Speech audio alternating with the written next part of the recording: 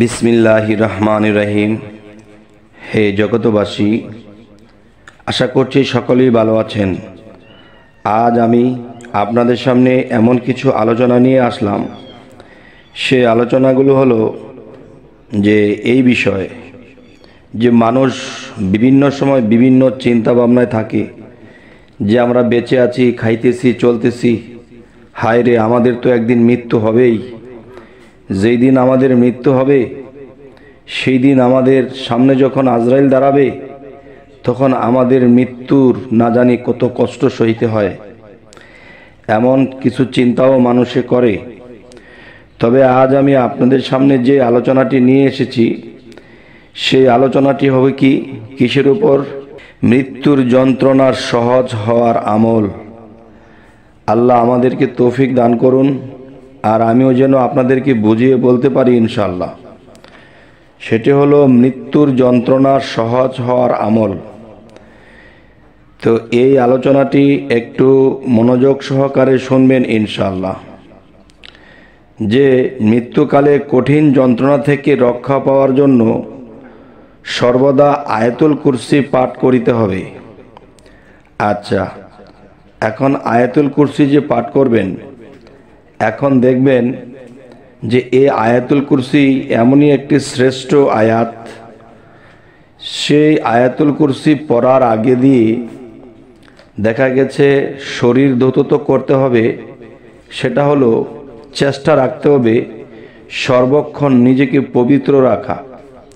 আপনার অজান্তে যদি কোনো অপবিত্র কিছু থাকে হয়ে যায় সেটা অন্য জিনিস, কিন্তু আপনার জানা সত্ত্বে আপনি অবশ্যই সবসময় পবিত্র থাকার চেষ্টা করবেন।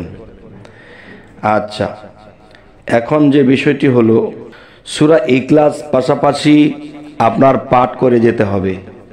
কেননা সূরা ইখলাস এর মধ্যে এমন কিছু কথা আছে যে আল্লাহ জন্ম নেয় না, জন্ম দেয় না, আল্লাহ স্বয়ংসম্পন্ন, আল্লাহর সব কিছু আছে।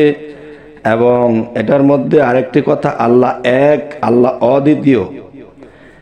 এবং এখানে আরো একটি কথা, আল্লাহ সামাদ, যে আল্লাহ স্বয়ংসম্পন্ন, যার কোনো কিছুরই অভাব নেই।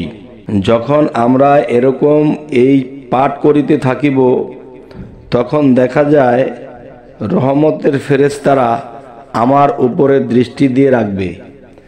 দুনিয়াতে চলাকালীন যেন আমার কষ্ট না হয় এবং আমাকে কেউ ক্ষতি করতে না পারে। আরও একটি বিষয় হলো যে হাদিস শরীফে কবর আযাব দূর করার জন্য সূরা মুলক, এই সূরা মুলক এশার নামাজের পর নিদ্রার পূর্বে পাঠ করার তাকিদ দেওয়া হয়েছে। সূরা মুলক তাকিদ দেওয়া হয়েছে এমনভাবে, সূরা দুখান পড়া ও নির্দেশ হাদিসে পাওয়া যায়। তবে হে জগতবাসী, আমরা যদি এই নিয়মগুলো পালন করি ইনশাআল্লাহ মৃত্যুর যন্ত্রণা আমাদের হবে না। আচ্ছা, তাহলে আজকের মূল আলোচনাটি হলো কি? মৃত্যুর যন্ত্রণা সহজ হওয়ার আমল। আমি আবারও আপনাদেরকে বলছি, যদি পারেন অবশ্যই কাগজে কলমে লিখে রাখুন, আর না হয়তো ভুল হতে পারে। যে মৃত্যুকালে কঠিন যন্ত্রণা থেকে রক্ষা পাওয়ার জন্য সর্বদা আয়াতুল কুরসি নিজেকে পবিত্রতার সাথে পাঠ করিতে হবে এবং সূরা ইখলাস পাঠ করা উচিত, এবং সেটাও ওই আয়াতুল কুরসির ফাঁকে ফাঁকে এটাও পাঠ করিতে হবে। হাদিস শরীফে কবর আযাব দূর হওয়ার জন্য সূরা মুলক এর কথা বলা হয়েছে। এশার নামাজের পর নিদ্রার পূর্বে পাঠ করার তাকিদ দেওয়া হয়েছে। এমনই ভাবে দুখান পড়ারও নির্দেশ হাদিসে পাওয়া যায়।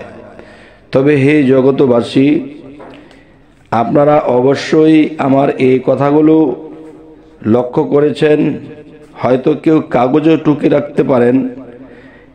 সব সময় করতে করতে অভ্যস্ত যখন হয়ে যাবেন, তখন আর কাগজে লিখের প্রয়োজন হবে না। নিয়মিত যদি আমরা এই কাজগুলো করে যেতে পারি, ইনশাআল্লাহ কবরের আযাবের ভয় কমে যাবে।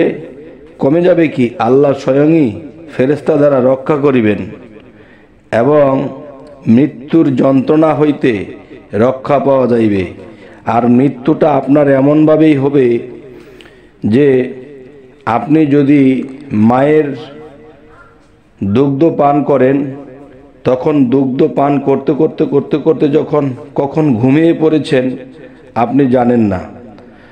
তো এরকম আমি কখন মৃত্যুবরণ করেছি আমি জানিই না, তাহলে আমি কষ্ট পাবো কি করে? তাই মৃত্যুর যন্ত্রণা যেন এরকম আরামদায়ক হয়, এই জন্য আমরা এই নিয়মগুলো করব। এবং অবশ্যই যেন ভুল না হয়, যেভাবে সূরাগুলো যেই নিয়মে পাঠ করার কথা বলা হয়েছে এই নিয়মে যদি করা যায়, ইনশাআল্লাহ আল্লাহ আমাদেরকে কবর আযাব এবং মৃত্যুর যন্ত্রণা হইতে রক্ষা করিবেন। তবে সকলেই ভালো থাকবেন এবং আমাদের চ্যানেলে যারা নতুন অবশ্যই সাবস্ক্রাইব করে নেবেন পরবর্তীতে ভালো আলোচনা পাওয়ার জন্য। সকলেই ভালো থাকবেন। আল্লাহ হাফিজ।